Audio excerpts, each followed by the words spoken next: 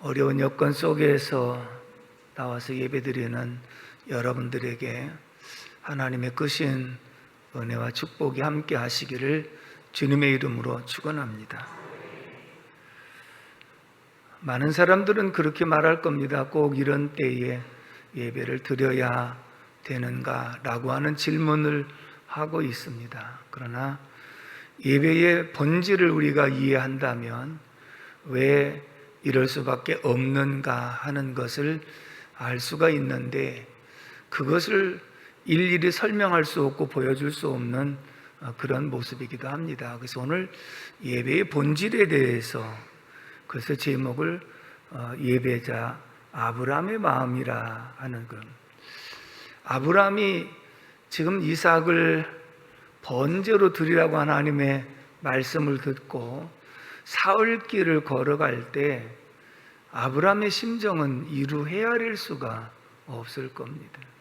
말할 수 없는 그런 고통이었다고 하는 것을 알 수가 있는데, 그런 고통스러운 마음을 가지고 꼭 번제를 드려야 되겠는가 이렇게 물어본다면 아마 아브라함도 할 말이 굉장히 많이 있을 것이다라는 생각을 갖습니다. 최초의 예배를 드린 사람은 가인과 아벨이었습니다. 그런데 하나님이 아벨과 그 제물은 연락하셨더라 이렇게 말씀을 하고 있지요. 그 얘기는 하나님께서, 우리가 예배를 드리면 하나님께서 분명히 받으신다는 것을 우리에게 말씀해 주고 있거든요. 그리고 이제 창세기 5장에 4장에서 최초의 가인과 아벨이 예배를 드리고 5장에서 예배 드렸다는 말이 안 나오고, 에녹은 하나님과 300년 동안 동행하였더라 그랬습니다. 앞에서 예배라고 하는 단어가 나오고 5장에서 하나님과 동행했다고 하는 단어가 나옵니다. 그리고 창세기 6장 9절을 한번 읽어볼까요? 6장 9절 말씀 시작. 이것이 노아의 족본이라. 노아는 의인이요 당대의 완전한 자라. 그는 하나님과 동행하였으며. 아멘. 노아도 에녹도 하나님과 동행했더라. 지난번에 동행이라는 단어를 여러분들에게 소개를 해드렸습니다. 함께한다, 교제한다, 삶을 나눈다. 그 말은 예배는 하나님과 함께하는 것이고, 동행한다는 것은 하나님과 삶을 함께한다는 것이에요. 그러니까 이 얘기는 부부간에 동행한다, 삶을 함께 나눈다는 것은 서로 불가분리의 관계, 떼어놓을 수 없는 그런 관계예요. 당신은 왜 이 사람하고 삽니까? 라고 물어본다면 그게 우문이죠. 함께 삶을 나누는 것이 부부라고 한다면, 하나님과 우리 모든 성도들 사이에는 하나님과 함께 삶을 나누는 존재인 줄로 믿습니다. 그러니까 예배가 삶이 된다는 의미를 가지고 있지요. 그래서 노아가 방주에서 나와가지고 에녹도 하나님과 동행하고 노아도 하나님과 동행을 하다가 홍수가 끝나고 방주에서 나와서 노아가 행한 일이 있습니다. 창세기 8장 20절 말씀을 다 같이 읽겠습니다. 시작. 노아가 여호와께 제단을 쌓고 모든 정결한 짐승과 모든 정결한 새 중에서 제물을 취하여 번제로 제단에 드렸더니. 아멘. 노아가 방주에서 나왔어요. 하나님과 함께 나와가지고 그곳에 제단을 쌓고 정결한 짐승을 잡아서 하나님 앞에 예배를 드렸어요. 그때는 창세기 8장 21절에 여호와께서 그 향기를 받으시고, 노아가 함께 삶을 나누다가 예배를 드렸더니 하나님이 그 향기를 받으시고, 그리고 노아에게 말씀을 주십니다. 이제가 내가 다시는 사람들을 멸하지 않을 것이고, 그리고 물로서 심판하지 않고 불로서 심판하게 되리라 하면서 약속의 무지개를 줍니다. 다시 말하면 하나님과 동행하는 사람들에게 예배라고 하는 것을 통해서 확인받게 하시고 그것을 통하여 말씀 주셔서 앞길을 인도해 가시는 것이 예배인 줄로 믿습니다. 다시 말하면 예배라고 하는 것은 하나님과 동행하는 거예요. 하나님과 교제하는 거예요. 하나님은 예배하는 자를 찾으신다고 그랬죠. 그리고 여러분들이 와서 하나님은 만나주시고요, 찾으시고 만나주시고 교제잖아요. 그 다음에 복을 주시고 은혜를 베풀어 주시는 하나님이신 줄로 믿습니다.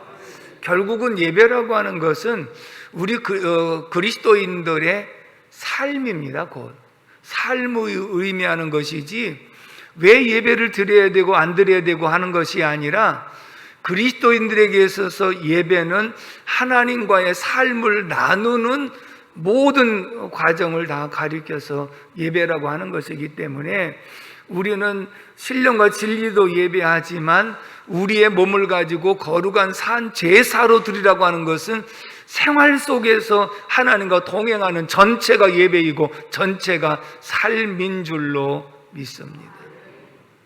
그래서 하나님과 동행이 예배로 나타났다, 또 예배가 하나님과 동행으로 나타났다, 불가분리의 관계라고 하는 것을 말씀하고 있습니다. 그렇다면 이 말은 기독교인이 예배를 안 드리면 하나님과 교제가 끊어지는 거예요.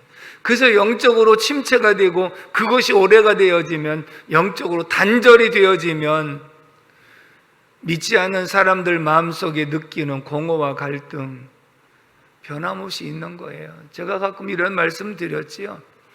아무리 목사요 장로요 권사를 할지라도 오랫동안 병석에 누워서 예배를 드리지 못하고 교회도 가지 못하는 이런 입장이 되면 영적으로 다 흐려져 가지고 신앙의 근본이 있는지조차도 구별이 안 되는 경우들을 많이 봤거든요. 그게 뭘까요?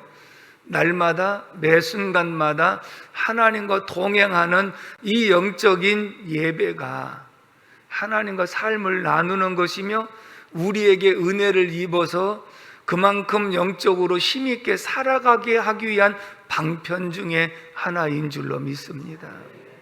그래서 예배가 우리는 생명과 같은 것이고 우리의 그 삶을 의미하고 있다는 것을 보여주고 있지요. 그렇다면 오늘 본문을 통해서 좀 더 구체적으로 생각해 보려고 합니다. 1절로 2절 말씀을 다 같이 읽어봅니다. 시작. 그 일 후에 하나님이 아브람을 시험하시려고 그를 부르시되 아브라마 하시니 그가 이르되 내가 여기 있나이다. 여호와께서 이르시되 내 아들 내 사랑하는 독자 이삭을 데리고 모리아 땅으로 가서 내가 내게 일러준 한 산 거기서 그를 번제로 드리라. 아멘. 물론 하나님이 아브라함을 시험하시려고 이렇게 하셨다라고 전제를 하고 있지만, 시험도 두 가지가 있어요. 하나는 테스트의 시험이 있는데 이건 시련과 연단이라는 거거든요. 하나님이 아브라함에게 주신 이 시험은 테스트입니다. 시련과 연단을 더 단련하여서 성숙한 사람으로 만들기 위한 시련을 말하고 있고, 또 한 가지 템테이션은 유혹, 파괴적인 시험을 말하고 있는데, 하나님은 이런 파괴적인 시험을 하시는 분이 아닌 줄로 믿습니다. 어떤 부모가 자식에게 파괴적인 시험을 내서 자식을 망하게 하려고는 부모가 어디 있겠습니까? 아니죠. 다만 학교에서 시험을 보는 테스트가 실력을 향상시키기 위해서 하는 것처럼 우리의 믿음의 실력을 향상시키기 위해서 주신 하나님의 시련인 줄로 믿습니다. 그런데 내 아들 독자 이삭을 내가 지시하는 산으로, 모리아 산으로 가서 번제로 드리라 라고 하는 겁니다. 저는 이 말씀 오랫동안 상고를 하지 않았습니다. 왜냐하면 부모된 입장에서 이 말씀을 여러분들에게 만약 자녀를 번제로 드리라 한다면 드릴 수 있을 것 같습니까? 가만히 계시는 거 드릴 수도 있는가 봐요. 저는 못 드려요. 차라리 내가 죽는 게 낫지 어떻게 자식을 내 손으로 죽일 수 있겠어요? 못하는 거예요. 아무도 못하는 거예요. 그런데 이렇게 가혹한 시련을 준다는 것 정말 힘들고 어려운 그런 부분이거든요. 오늘 저는 이걸 하나 생각해 보자는 겁니다. 지금 아브라함이요, 사흘길을 걸어가는 것은 예배를 드리기 위해서 걸어가는 거예요. 지금 예배를 드리러 가는 심정이에요.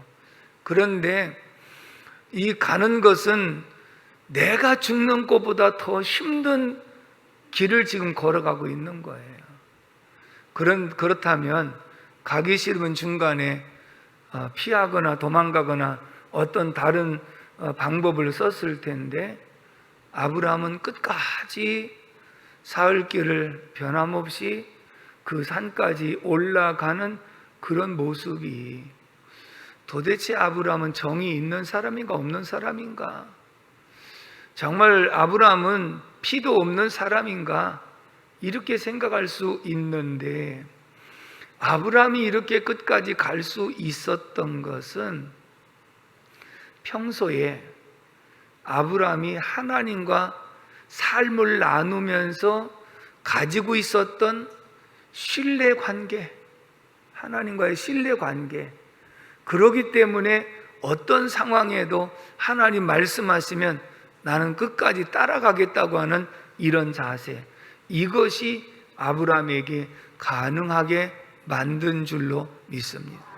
오늘 우리들이 평소에 예배의 삶을 살아가면서 하나님과 여러분들과의 관계 속에 신뢰가 형성이 됐다면 어떤 핍박이 와도 어떤 환난이 와도 각오하고 나와서 예배를 드리는 줄로 믿습니다.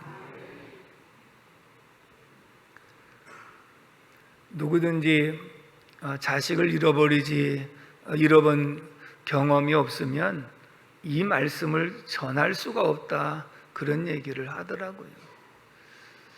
얼마 전에 우리 교단에 목사님 아는 분을 만났는데 갑자기 그런 얘기를 하는 거예요. 아들이 41살인데 전도사인데 저녁 때 자전거를 타고 자전거 타고 돌아온다고, 그리고 갔는데 아무리 기다려도 오지 않는데 몇 시간이 지난 다음에 119에서 전화가 왔다는 거예요. 그래서 병원에 갔더니 이미 죽었대요. 그러니까 아마 어떤 심장마비가 왔는지 벤치에 누워있는데 다른 사람들이 생각할 때는 힘들어서 쉬는 줄로 생각을 했던 것 같아요. 그러니까 그 광경을 보면서도 신고를 하지 않았고 아마 나중에서 누가 봐가지고 그렇다고 그러더라고요. 가슴이 무너지는 얘기를 들었습니다. 그런 참 지금은 말할 수 없는 그런 상태라고 하는 얘기를 들으면서 그분도 그런 말씀을 했어요. 아브라함 얘기 정말 할 수 없는 그런 말씀이더라, 그런 거예요. 오늘 우리는요, 지금 예배를 드리지 말라고 하는 그런 상황 속에서 예배를 드린다고 할 때 우리는 다시 한번 무엇을 생각해야 되느냐? 하나님 말씀을 생각해야 되는데, 정말 불가능한 일을 시키신 하나님께서 그 마음을 가지고 지금 번제를 드리기 위해서 올라가는 아브라함의 심정이 예배자의 심정이었다라고 하는 것을 지금 보여주고 있는데요. 그렇다면 아브라함이 이런 예배를 드릴 수 있었던 이유가 무엇인가? 첫 번째는 3절에서 4절 말씀을 다 같이 읽겠습니다. 3절 시작. 아브라함이 아침에 일찍 일어나 나귀 한 장을 지우고 두 종과 그의 아들 이삭을 데리고 번제에 쓸 나무를 쪼개어 가지고 떠나 하나님이 자기에게 일러주신 곳으로 가더니 제3일에 아브라함이 눈을 들어 그곳을 멀리 바라본지라. 아멘. 따라서 합시다. 예배가 삶이 되었기 때문이다. 하나님께서 아브라함에게 명령하셨을 때 아브라함은 즉시 일어나서 예배를 드리러 떠난 이유가 무엇이냐면 하나님과 동행하는 삶을 나눴고 예배를 드리면서 하나님과 삶을 함께 나누는 그런 상황이었기 때문에 이것이 가능했다는 거예요. 그 말은 그만큼 신뢰 관계가 형성이 되었다는 것을 보여주고 있거든요. 하나님께서 창세기 12장에 아브라함을 본토 친척 아비 집을 떠나 내가 지시할 땅으로 가라 그렇게만 말씀했는데 12장 7절로 8절에 보면 세겜 땅에서 하나님 앞에 예배를 드립니다. 그리고 베델에서 예배를 드립니다. 그리고 13장 18절의 말씀을 보면 헤브론에서 예배를 드립니다. 이 말은 무슨 뜻이냐면 아브라함이 지금 이 이삭을 바치라고 하는 이 말씀 앞에 하나님 앞에 예배를 드리는 모습을 생활이 되었어요. 그게 삶이 되었어요. 그 속에서 어떤 것이냐? 평안할 때도 예배 드렸어요. 또 적군들의 위험한 상황 속에 두려울 때도 예배를 드렸어요. 그리고 때로는 힘들 때도 하나님 앞에 예배를 드렸어요. 그러니까 예배는 삶이 되었다고 하는 것은 오늘 우리가 살아오는 과정 속에서 내가 기분이 좋을 때도 드리고 한가할 때도 드렸지만 바쁠 때도 드렸고 마음이 안 좋을 때도 드렸고 힘들고 어려울 때도 드렸고 그래서 상담에서 예배를 치유의 방편으로 말하고 있거든요. 제의라 그랬거든요. 예배라고 하는 것은 우리의 마음을 치유하는 방편 중에 하나라는 거예요. 그러니까 아브라함은 평소에 힘들 때도 예배를 드리면서 그리고 두려울 때도 예배를 드리면서 환난 속에도 예배를 드리면서 어디를 가야 될지 알지 못하는 가운데서 예배를 드리면서 하나님이 그때마다 방향도 제시해 주시고 아브라함아 내가 너의 방패가 되어줄게 내가 너의 지극히 큰 상급이 되어줄게 예배를 통해서 하나님의 말씀으로 힘을 얻었어요. 그러니까 창세기 22장은 아브라함에게 있어서 믿음의 조상으로 세우는 결정적인 그런 계기가 되었는데 처음에 본토 친척 아비집을 떠나는 것 그리고 이스마엘과 하갈을 내어 쫓으라고 하는 것 그리고 결정적으로 이삭을 바치라고 하는 것인데 어느 날 갑자기 이 일을 한 것이 아니라 앞에서 예배를 드리면서 하나님을 신뢰하게 되고 예배를 드리면서 두려움을 면하게 되고 예배를 드리면서 갈 길을 제시받게 되어지고 그러면서 하나님과 함께 삶을 나누다 보니 그 속에 하나님을 향한 신뢰가 쌓여진 거예요. 그러므로 여기에서는 하나님이 뭐라고 말씀하시든지 아멘입니다라고 하는 자세인 줄로 믿습니다. 여러분, 그동안도 우리 교회가 예배의 성공자가 되자라고 하는 말씀을 많이 드렸기 때문에 다른 교회들 안 가봐서 잘 모르겠습니다만은 듣는 말에 의하면 정말 모이질 않아서 힘들어하는 목회자들이 굉장히 많고 저녁 예배라고 하는 것 정말 거의 사라지다시피 한 이런 상황 속에서 그래도 힘들고 어려운 여건 속에서도 우리 교회는 예배를 힘쓰고 있는 줄로 믿습니다. 저녁 예배도 힘쓰고 있지 않습니까? 그게 뭘까요? 우리가 예배를 드리면서 그만큼 은혜를 입었습니다. 예배를 드리면서 그만큼 믿음이 성장했습니다. 예배를 드리면서 내가 힘들고 어려운 것도 이겨냈습니다. 예배가 곧 삶이 되었고 예배가 하나님과 동행하는 것이 되었고 예배가 우리의 삶 전체가 되었기 때문에 하나님이 어떤 상황 속에서도 예배하는 자 찾으심으로 오늘도 내가 가서 하나님 앞에 만나야 되겠다는 자세로 나오신 줄로 믿습니다.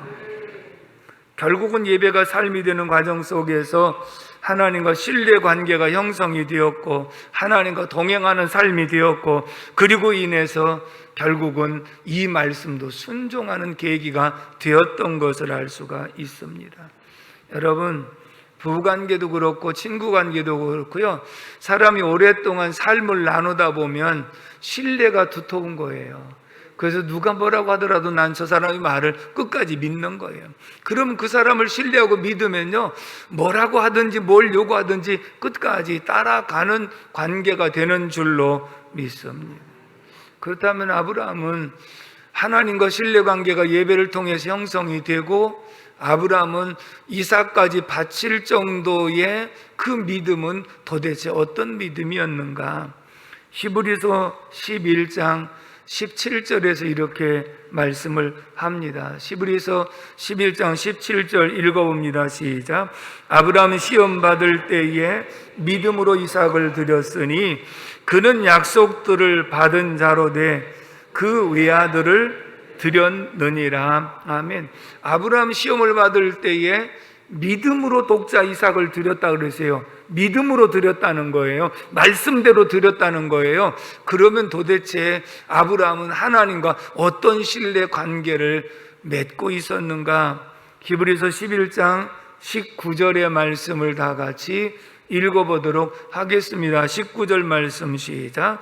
그가 하나님이 능히 이삭을 죽은 자 가운데서 다시 살리실 줄로 생각한지라.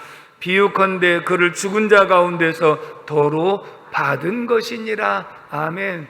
아브라함에게는 하나님에게 대한 신뢰가 어떤 정도냐면, 이삭을 죽여도 하나님이 다시 살리신다는 믿음이 있었다는 거예요. 그래서 나는 하나님 말씀에 순종하고 살리시는 것은 하나님이 살리실 것이라고 하는 믿음. 그래서 아브라함은 이삭을 막 지금 묶어놓고 죽여서 번제로 드리려고 하는 상황 속에서 이미 내가 너의 마음을 받았다라고 말씀을 하잖아요. 그러면 아브라함은 가짜로 신용한 게 아니에요. 정말 죽이려고 했죠. 그런데 이 죽이려고까지 한 이유는 뭐냐면, 그동안에 하나님과 교제하고 삶을 나누면서 하나님과 두터운 신뢰 관계가 형성된 거예요. 그래서 내가 죽여도 하나님은 다시 부활케 하실 것이다라고 하는 신뢰가 있었기 때문에 가능한 일인 줄로 믿습니다. 우리가 평소에 예배를 드리면서요, 어르신들은, 저도 요즘에 무슨 말을 듣고 이름을 들어도 돌아서면 금방 까박 잃어버려갖고 벌써 이런가라고 하는 생각이 자꾸 들 때가 있는데, 그래서 어르신들이 말씀 들을 때는 잘 들어오는데 듣고 나서 돌아서면 무슨 말을 했는지 잊어버린다고. 그래서 저는 걱정하지 말라고 그러지요.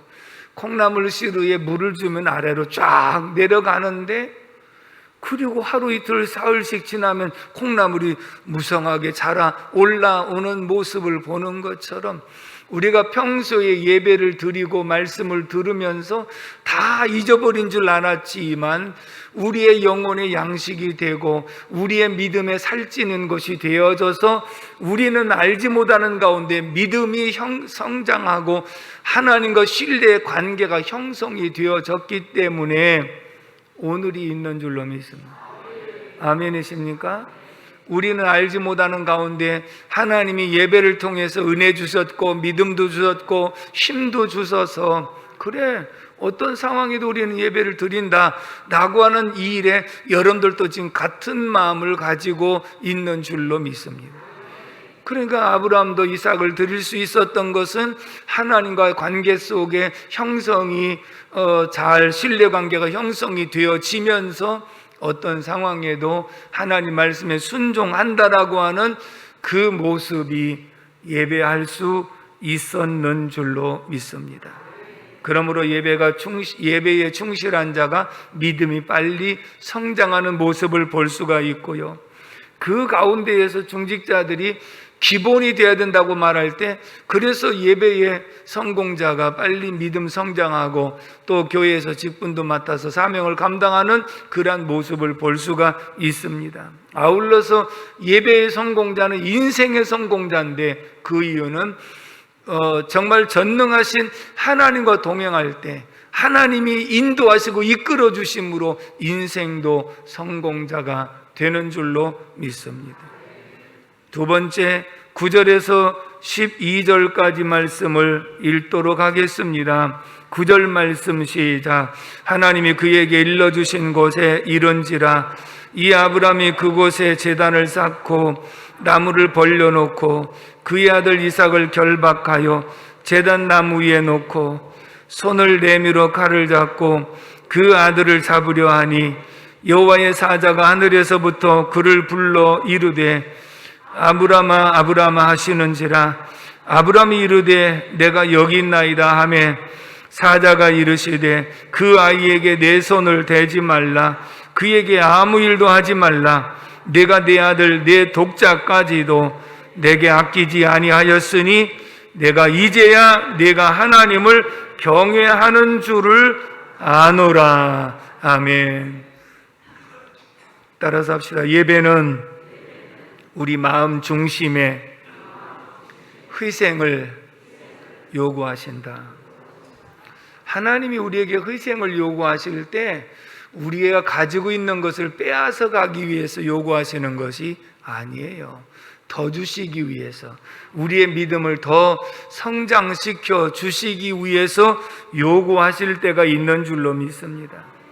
예배는 먼저 우리의 마음을 드리죠. 그리고 시간을 내서 시간을 드리죠. 그리고 내가 몸을 하나님 앞에 와서 드리죠. 찬송을 드리죠. 기도를 드리죠. 헌금을 드리죠. 그래서 다 하나님 앞에 드리는 거예요. 하나님 앞에 헌신을 하는 거예요. 그리고 나서 하나님이 우리의 중심을 받으시고 우리에게 은혜를 주시며 말씀의 은혜를 주시고 복을 주시는 하나님이신 줄로 믿습니다. 결국은 삶을 함께 나누는 거잖아요. 하나님이 우리의 마음을 항상 받기를 원하시고 우리의 헌신을 받기를 원하시고 그것을 통해서 하나님이 기뻐하시고 우리에게 더 큰 은혜와 복을 허락해 주시는 하나님이신 줄로 믿습니다. 그래서 예배라고 하는 것은 바로 희생과 헌신이에요. 내 마음을 드리고 시간을 드리고 내 몸을 드리고 내 예물을 드리고 그러면서 내 것을 드리는 이유가 무엇이냐면 하나님의 은혜를 잊지 않는 거예요. 하나님, 지난달도 우리를 지켜주신 거 감사합니다. 이번 주간도 지켜주신 거 감사합니다. 또 이렇게 예배할 수 있는 건강도 주신 거 감사합니다. 그러면서 우리는 하나님께 감사하고 하나님은 또 우리에게 더 귀한 은혜를 베푸시고 이렇게 삶을 나누는 것이 신앙생활의 모습이고 우리가 죽을 때까지 예배를 통해서 하나님과 신뢰 관계가 형성이 되어지는 줄로 믿습니다.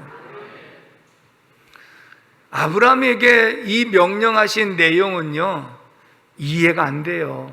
율법적으로도 이해가 안 되고 하나님의 언약으로도 약속의 자녀인데 죽이라고 하는 것도 이해가 안 되고 도덕과 윤리적으로 이해가 안 되는 그런 부분이잖아요. 그리고 유익이 없어요. 차라리 내 목숨을 드리는 게 낫지 어떻게 내 손으로 내 자식을 죽여서 드려요? 도무지 이해도 안 되고 유익도 없는 일인데 아브라함은 그 말씀에 순종을 합니다. 그 이유는 어느 날 갑자기 한 번 딱 순종으로 끝났다 이것이 아니고 본토 친척 아비집을 떠나서 예배를 드리면서 은혜를 입었고 평안할 때도 어려울 때도 두려울 때도 낮에도 밤에도 이런 상황 속에서 하나님과 신뢰 관계가 형성이 되어진 속에 내가 이 아들을 바쳐도 하나님 다시 살리실 것이라는 부활의 확신과 그리고 하나님은 반드시 내게 유익하게 하시는 분이지 나를 해하려고 하시는 분은 아니다라고 하는 이 신뢰가 결국은 어떤 희생을 요구하더라도 아멘하고 순종할 수 있었는 줄로 믿습니다. 결국은 아브라함의 이삭을 바치는 사건을 통해서 우리를 구원하기 위해서 이 땅에 독생자를 보내시는 하나님 아버지의 심정을 대변해 줬고, 아브라함아 이삭을 바치라는 것이 힘들지 그걸 말씀이라고 하십니까? 내가 너희를 구원하기 위해서 독생자를 보내는 것이 내 독생자를 십자가에서 못 박아 죽이는데 내어주는 것이 하나님의 심정이야. 그리고 독자 이삭이 아버지의 말씀 앞에 죽기까지 순종하는 모습은 예수 그리스도가 하나님의 보내심을 받고 나의 원대로 마옵시고 아버지의 원대로 되길 원합니다 하면서 아버지 말씀에 죽기까지 순종하는 예수 그리스도의 모습, 이것을 우리에게 예표로 보여주기 위한 뜻이 분명히 계셨는 줄로 믿습니다. 그렇다면 결국은 하나님의 언약을 성취하는 데 도구로 사용하셨던 그러한 모습을 보게 됩니다. 사랑하는 성도 여러분, 오늘 우리가 예배를 드리러 가는데 아브라함에겐 제약이 많았어요. 아내도 걸렸습니다. 종들도 걸렸습니다. 더군다나 마음이 아픈 것은 이삭이 아래서 묻습니다. 아버지, 번제할 나무도 있고 불도 여기 있는데 번제할 어린 양은 어디 있습니까? 하나님이 다 준비하실 것이다. 여호와 이레의 말씀을 걷대하지 않습니까? 결국은 지금 예배를 드리러 가는 아브라함의 심정은요, 참담하기 그지없는 거예요. 정말 아픈 마음이에요. 그렇다면 오늘 우리들이 이 거리두기 4단계라서 비대면으로 하라, 19인 이하로 예배를 드리라라고 얘기를 해서 그래도 우리가 이렇게 드린다고 할 때에 드리러 오는 마음의 자세는 어떠한가요?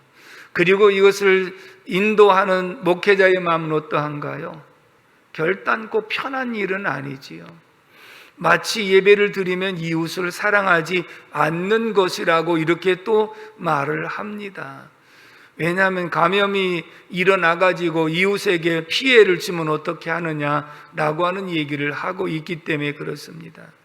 그러나 중요한 것은 이런 얘기 저런 얘기가 있어도 우리가 예배하러 나와야 되는 이유 중에 하나는 힘들고 어려워도 지금까지 살아온 삶이 기독교 역사 가운데 핍박을 받아도 박해를 받아도 지하에 들어가서도 예배를 드렸고 카타콤에 들어가서도 예배를 드렸고 어떤 상황에서도 예배는 하나님과의 관계요 삶이었기 때문에 예배를 드려야 되는 거예요.